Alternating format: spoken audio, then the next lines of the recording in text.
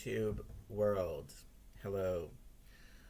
So, today is November 1st, 2024.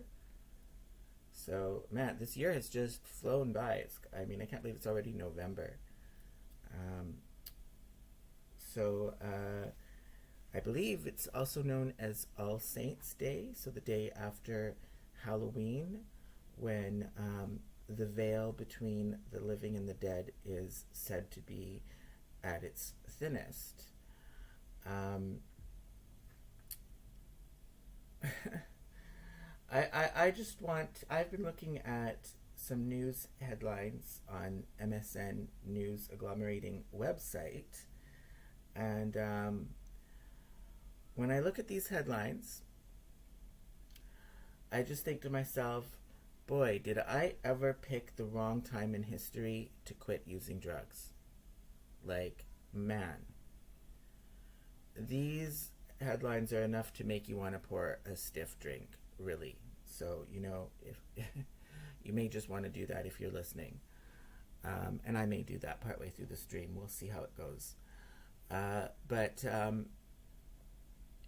the state of the world is outrageous. And I'm going to get a little bit partisan here.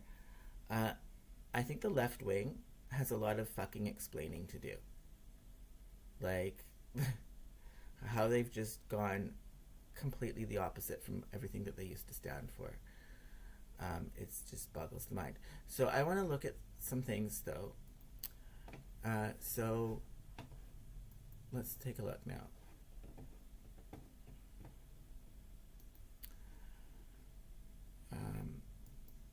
Let's take a look at what I see in the news today. Well, actually, let's go back a little bit. Conservatives warn bankers their transaction fees are too high. So, yeah. It's insane how much I've had to pay in service charges to my bank, and I don't want to get into personals, but they've basically made themselves, just it's outrageous. But where is the NDP on this? Like, why is the NDP not calling out bankers? Why is it that the Conservatives are doing that? The Conservatives are taking up the cause of the working class, as the NDP has all but abandoned it. I just think that's interesting. I want to take a look at this one. Ford demands TMU's new med school educate qualified students regardless of their race. Right. So, and I had to read the article to know that TMU stands for Toronto Metropolitan University. Okay. Yeah. How did I not know that? How did I not know what that school's name is? It's not a new university, and I fucking have lived in Toronto before. So you would think that I would know of all the universities there. Yeah, it's Ryerson. Ryerson is what it was called forever, until in the past few years, race baiting leftists. They're not really leftists, really, but that's what they go under now. They have demanded that the school be renamed, just like so much of Canada has to be renamed in the name of pursuing this agenda of what I would say was racism against white people, quite frankly. I don't know what Ryerson's alleged crime is, but I don't even want to get into it. It's just ridiculous. But I do want to look at this story. So here we go. Here it is. We're going to read it. Part of it, at least. I'm not going to go through the whole thing. It's a big, long article. Premier Doug Ford, another conservative. Conservatives are really stepping up. I have to give them credit. Premier Doug Ford is demanding Ontario's newest medical school educate qualified students regardless of their race or background. I mean, that's the kind of thing that you would have expected the left to advocate for, right? Like, let's not discriminate based on race. Okay, but no, this is the conservatives doing it because the left wants to discriminate based on race. Okay, amid a backlash over the school's plans to loosen academic qualifications and screen out prospective students by race or status, Toronto Metropolitan University's new medical school in Brampton is expecting more than 5,000 applicants for 94 spots, of which 3/4 will be designated for students who are Black, Indigenous, or from equity-deserving groups. The latter include those who identify as LGBTQ, disabled, poor, and racialized people. Well, I've argued in the past that white people are racialized, but I don't think that's what they would mean. It has also loosened certain common academic requirements. These decisions have sparked debate, and Ford's office told the National Post it has stepped in. The government has spoken to TMU about their equity admissions. While we are making sure that Ontario students are prioritized for medical school seats in Ontario, medical schools must ensure that qualified individuals fill these seats regardless of their race or background. TMU did not react immediately to a request for comment. Okay, so then in an interview earlier this week, the TMU Med School's Dean of Admissions talked about his sad story of when he was one of 2 Black students in a class of 252 at the University of Toronto more than 3 decades ago. Okay, so I don't want to get into all of this.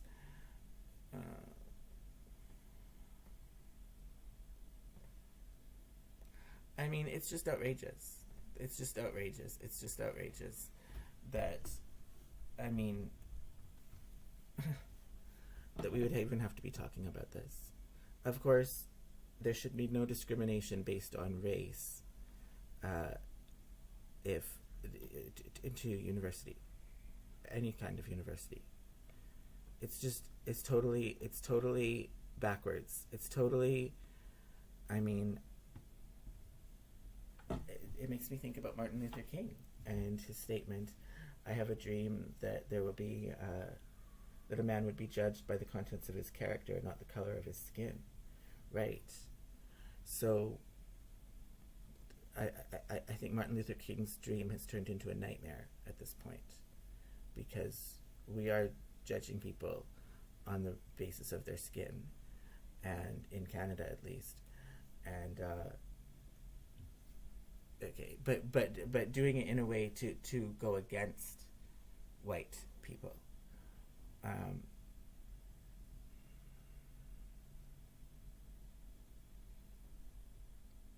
There was something though that did stand out.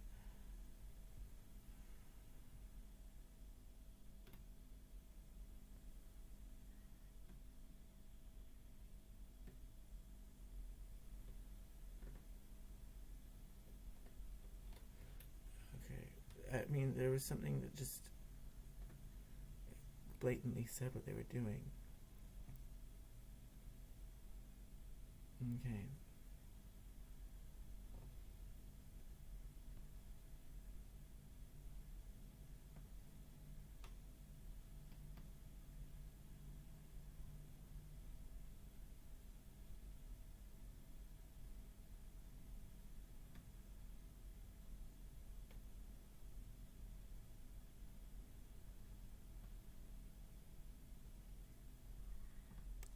Okay.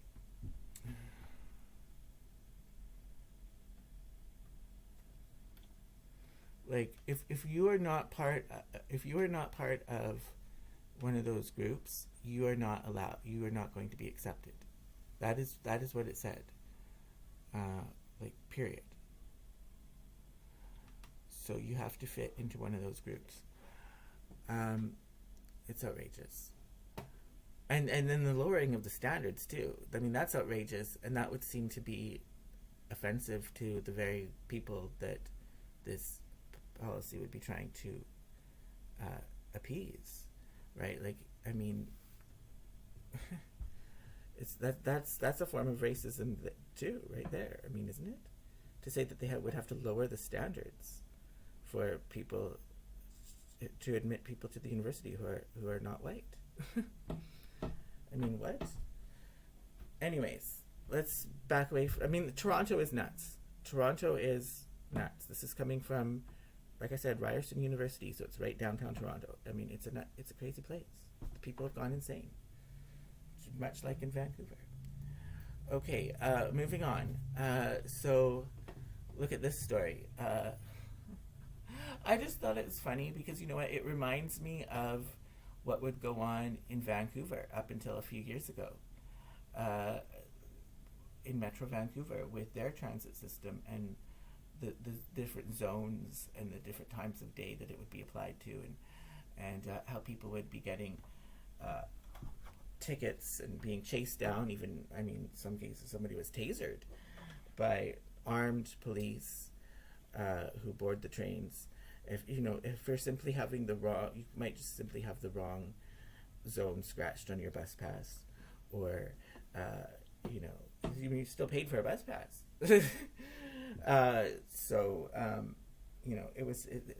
It's crazy. And then how those police who were brought in to do that, after the city put in these electronic cards and fare gates to make it so that you can't do fare evasion at all, they still kept their jobs, even though they've now been made redundant. This is something in Britain, but it's similar. It's similar. A rail operator has changed its stance on prosecutions after a graduate was threatened with legal action when he bought the wrong train ticket for a journey. Sam Williamson saved a whole $1.90 in pounds. How do you say that? When he used his 16 to 25 rail card on a journey from Broadbottom to Manchester before 10 a.m. on September the 5th. Right, it's the before 10 a.m. part that gets you, right? Like, because you actually would be in Vancouver, you would be allowed to travel on one zone at a certain time of day, just not at certain other parts of the times of the day. Like, it's confusing. The engineering graduate bought an anytime ticket on the Northern app, but was able to apply the discount, which is normally only valid for off-peak fares. During his journey, he received a letter from Northern threatening him with legal action. Despite initially doubling down on their prosecuting policy, Northern have now changed their position, meaning Mr. Williamson is no longer facing a criminal record. Okay, so in the Canada situation, you wouldn't face a criminal record, but you would be treated like a criminal and by the police on the train, and you would get a pretty severe fine. Northern Managing Director Tricia Williams said, on penalty fares, we absolutely have changed our position. Like, I wonder what made them change. We have paused prosecutions on a number of penalty fares where we understand that the ticketing is very complex and complicated for customers. Clearly, if somebody is trying to travel without a ticket, then that situation is not acceptable, and we will continue our process for that. Right, so this isn't people who have not paid a fare, okay? It's just that they've paid the wrong fare.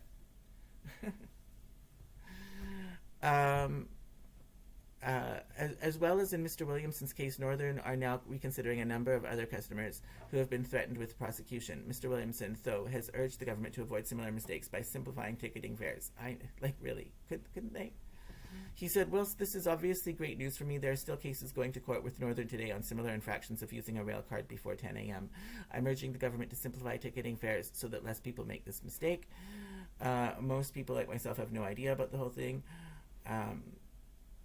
Earlier this week, it was revealed that Northern staff who work for the country's second biggest rail operator are still using fax machines to book time off.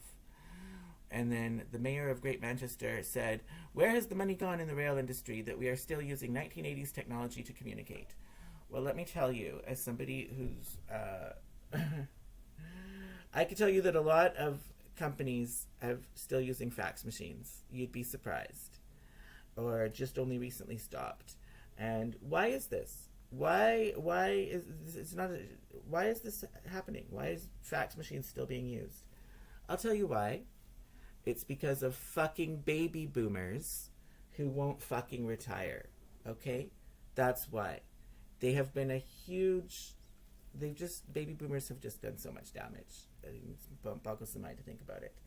But one of the things that they've done is they've held back progress and innovations in many businesses throughout the economy, really. by never retiring. So many of them don't retire, even when they're well past retirement age. They just want to keep working forever. Yeah, because they have such pathetic lives that's all that they have. If they've killed their babies or whatever when they were pregnant, I mean, they have nothing else to live for other than work. So, what a sad generation.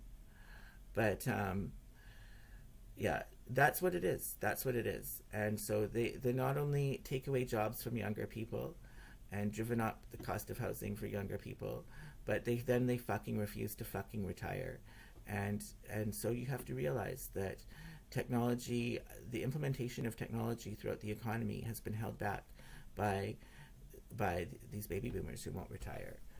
And of course, not all baby boomers are like that, but enough of them are that it makes this kind of an impact. So let's just move on. I'm in a fucking bitchy mood. Well, can you blame me? Can you blame me? What else here? So the BC NDP is honoured to have the chance to lead government again, according to David Eby. Well, really, I mean, that's nice. So maybe you can start treating the people a little bit better, because really it feels like you're treating the people of BC like your punching bag. Why can't you fucking get anything done? Can you fucking get movement and show some results in terms of the healthcare system and in terms of the housing situation? Why don't you fucking focus on that before threatening to lock up drug addicts against their will? Why don't you do that? And why don't you follow on your 2017 promise of getting rid of daylight savings time? Aren't you embarrassed that 7 years into your mandate you still haven't been able to do that? What's so difficult about getting the clocks to not change? Holy fuck. And it was very funny how this came about. They still could lose.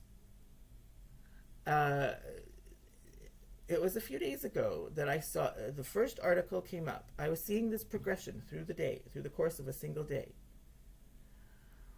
There was an article came up, I believe it was from the Canadian Press, and it said, BC NDP, we're calling it, like we're calling the election result, we're calling it, we're the media and we're calling the election result, we're calling it that it's going to be an NDP government. Okay, well, and then you read the article and it said the NDP are at 46 seats and the Conservatives 45. Well, 47 is needed for a majority. So I'm thinking to myself, what has fucking changed?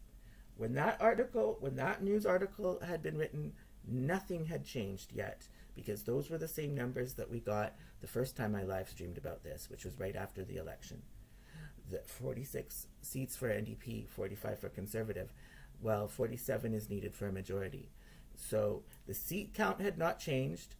They did not know if it was a majority or a minority, but the press was, despite that, all of a sudden on this certain date was calling it that this is going to be an NDP government. Okay. Then later in the day, some recount results were released that did show the NDP getting another seat. So the NDP stand at 47 to the Conservatives 45. A seat flipped and went from Conservative to NDP based on the recount, and that news was released later on that day. Okay, and then all the news stories since then have had that.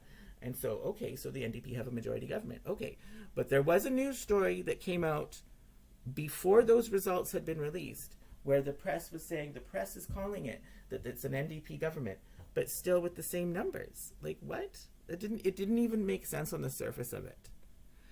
And I just thought that was weird. And what fucking riding flipped? Oh, Surrey Guildford.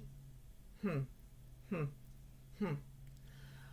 going to go, and it flipped by a very small, narrow margin, much less than 100 votes. So it's actually going to go to an automatic judicial recount. And If I was the NDP, I'd be thinking I wouldn't be taking a victory dance, because that seat could very well flip back to Conservative. Okay, and there's another riding as well that's going to a judicial recount. That okay, but that one is held by the Conservatives right now. Okay, so either side, I mean, it could still go either way until we went with this such. There's only 2 seat difference. Okay, and there's 2 that are going to automatic recount. So really, we don't know. But it's convention that the governing party, the incumbent party in a situation like this, would have the opportunity to form government. And that's not called by the fucking press. That's called by the lieutenant general, or at the provincial level. At the federal level, that would be the governor general, which is the representative of the. I just about said queen, but she's dead now. Representative of the British monarch. Okay, which ultimately rules Canada still, but they don't get involved in the. They have this representative.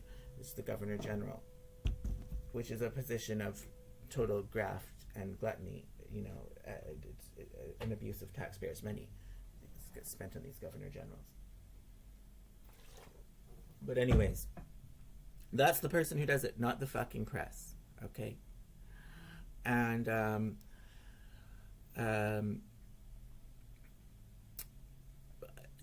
Surrey Guildford, you know, I mean, I would be especially suspicious of the goings ons. How do you say goings ons? I can't speak right now. I'd be very suspicious of the things that go on in fucking Surrey Guildford. Okay, it's a place where corruption runs rampant. It really is, and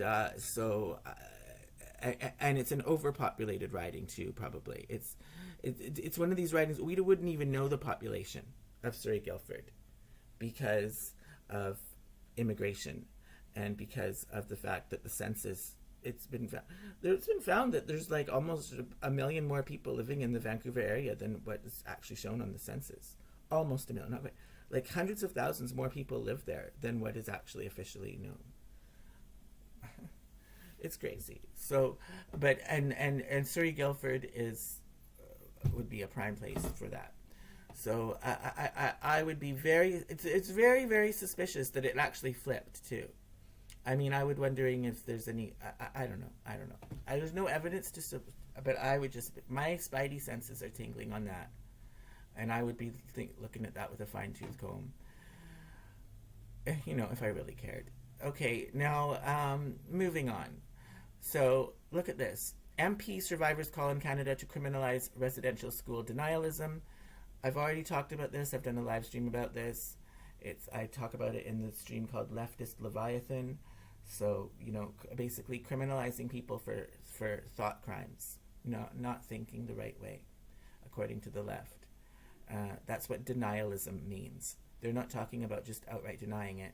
They're talking about somebody who doesn't toe the line on the propaganda that they're putting out, the race-baiting propaganda that they're putting out. Yeah. Homeowners spend thousands to terrify their neighbors with displays. I mean, you don't need fucking elaborate Halloween displays to terrify people. Just look at the fucking news headlines. Okay, that's enough to terrify you. It should be. Now, I also want to point out, NATO ready to destroy North Korean battalions. Oh, really? Oh, really? Isn't that lovely? Isn't that fucking lovely? Because I want to. This is the part where you really need a stiff drink.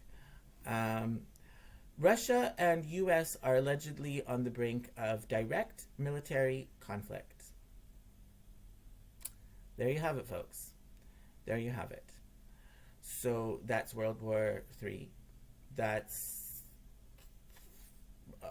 very close to nuclear Armageddon.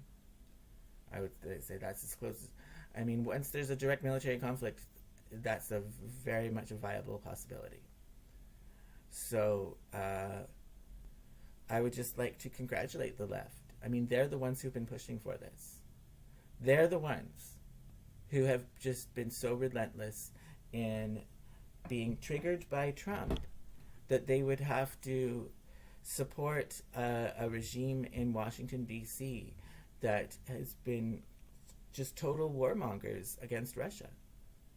That's what you are fucking supporting, leftists. That's what you are supporting. Okay? And you're gonna need to, if there is a nuclear Armageddon, you're gonna be taking that karma with you when into the afterlife. Just saying. You get some of the responsibility for it, actually. I wouldn't want that. At least I know that if there's a nuclear Armageddon or whatever happens, however I may die, that I have a good, clean conscience. Yeah.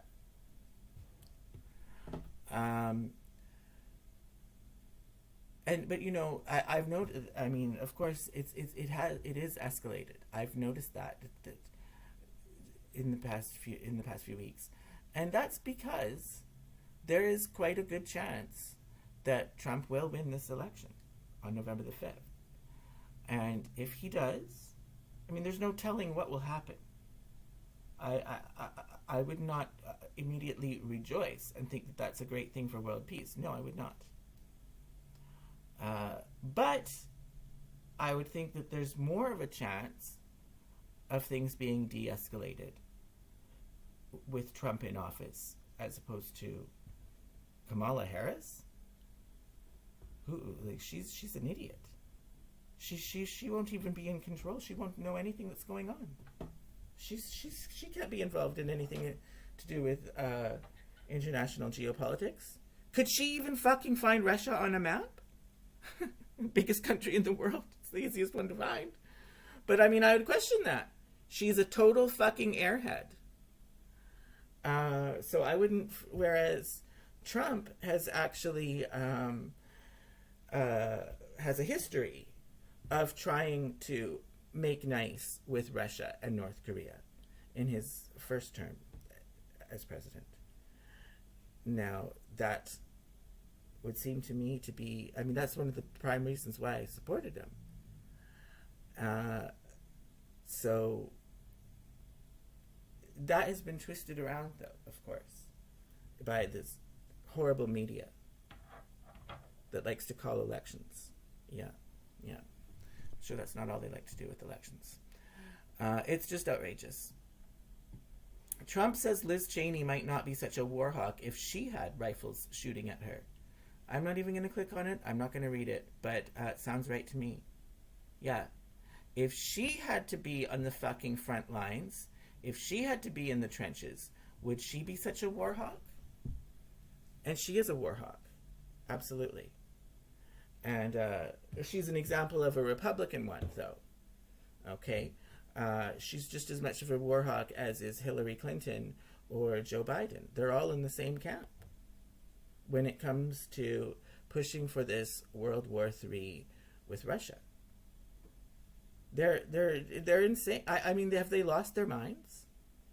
It would seem so.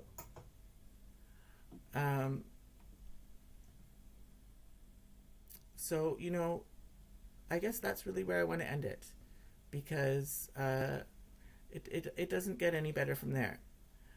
And it is time for a stiff drink, because it's after 1 o'clock, and it's who knows if there's even going to be a world here this time next week.